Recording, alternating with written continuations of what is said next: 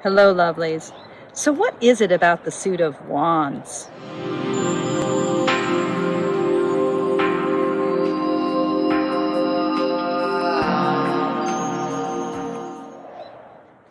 Today's card, I drew the Three of Wands. This is a card that comes up for me at very important moments in my life, moments often of great expansion, of transformation of my form of life, my career, what I'm doing to make a living.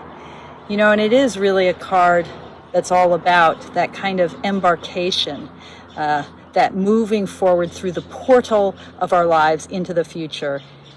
Often a card that's talking about waiting for our ships to come in. But to me, the most important feature of this card is that our ships are out. We've sent them out. And yes, we're waiting for them to return. Embarkation, going through a portal. The Three of Wands really beautifully brings forward the ways in which the entire suit is about our moving into the world, our responding to the world. It's the suit of fire, right? The suit of vitality and life and oomph and response. And, from a Buddhist perspective, this is always the suit that I associate with compassion.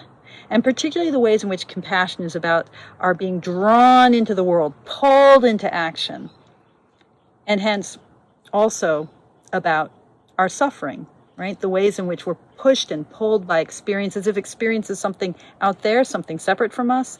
That clinging, that kind of off kilter, off balance, responding, pushing into the world. It's exciting, it's powerful, it's noble, right? Standing our ground, responding to challenge, holding steady. But it is also the source of our blindness and our suffering. So I know the suit really freaking well. This is probably the suit that most expresses my core kind of set of things, and even the fiery part of it, because I have a horrible temper, you've probably not seen it on YouTube, but trust me, trust me, it's there. Yeah. Now, if you're also like me, along with my fire, I have a whole shitload of melancholy. And for me, there's a bunch of cards in the tarot deck that speak that melancholy, but none perhaps as profoundly as, sort of surprisingly, the Two of Wands, the card that immediately precedes our Three. This is a card, and this is also what inspired me to want to talk with you today. This is a card about which Arthur Edward Waite says, "A tall man looks from a battlemented roof over sea and shore. He holds a globe in his right hand, while a staff in his left rests on a battlement." The design gives one suggestion. Here is a lord overlooking his dominion and alternately contemplating a globe. It looks, writes Waite, it looks like the malady, the mortification, the sadness of Alexander amidst the grandeur of the world's wealth. So he's talking here about Alexander the Great, and he's saying, this is a card that evokes the sadness of Alexander, the conqueror of the world, about whom it is said famously that Alexander wept to realize that he could only conquer one world. There was nothing left to conquer. That sadness of the wands, tied to its sense of vitality, its sense of adventure, its sense of embarkation, its sense of responsiveness. But built into that is this melancholy of the finitude, the mortality, the boundariedness of life, of this human life, of all life. So this is a card that reminded me of a message in a book that I'm reading now, which I highly recommend, Oliver Burkeman's 4,000 Weeks. It's a book that's titled 4,000 Weeks because it's 4,000 weeks is the number of weeks that we have if we live to be about 80 years old. 4,000. That's not a hell of a lot of weeks, you guys. It's like, really? Just 4,000?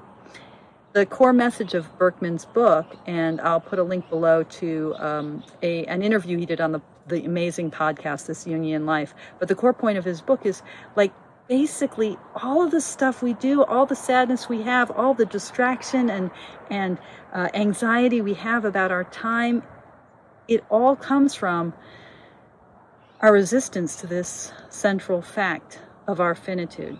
So this is a passage from his book where he's talking about the ways in which we resist our finitude. We try to kind of monetize our time. We try to look forward into the future, plan for the future, continually projecting our lives into the future. That projectile nature, by the way, that quality of us is also what we see in a card like the Eight of Wands. That like, okay, hurtle forward, respond, plan, move. Set your ships to sea so that they'll come back with a nice return. He says, admittedly, it's not entirely our own fault that we approach our finite time in such a perversely instrumental and future-focused way. Powerful external pressures push us in this direction too, because we exist inside an economic system that is instrumentalist to its core. We exist inside an instrumentalizing economic system. He's talking here about capitalism. One way of understanding capitalism, he tells us, is as a giant machine for instrumentalizing everything it encounters, the Earth's resources, your time and abilities, or human resources, in the service of future profit. Seeing things this way helps explain the otherwise mysterious truth that rich people in capitalist economies are often surprisingly miserable, right? Think here about Alexander. He has the world at his fingertips and yet is melancholy. Because the mindset is one of always projecting forward, instrumentalizing this moment for future reward, thinking, my ships are to sea, what will come back? And what Oliver Berkman's point is, so important. When we do that, when we instrumentalize, turn into an instrument, a means to an end, this present moment, in the name of future reward, we don't have the abundance of this present moment in and of itself. It's just this tool, this raw resource that we want to use up, consume up in the name of the future. And when the future gets here, we'll be doing that same exact thing with that future moment, looking even further future ahead. So, can we just be here now, in the abundance of here right now? Can this sense of openness and embarkation, of commitment to our lives, can that be something that we embrace, not in the hopes of our ships coming back someday, not in the hopes of some future reward, but can we live here, right now, the kingdom of heaven, right here, right now, the kingdom of heaven lying within? Okay, that's my big question today. Can we just be here? Nice thought, huh? All right, guys. Thank you for being here with me now. As always, thank you so much for your practice. Take good care.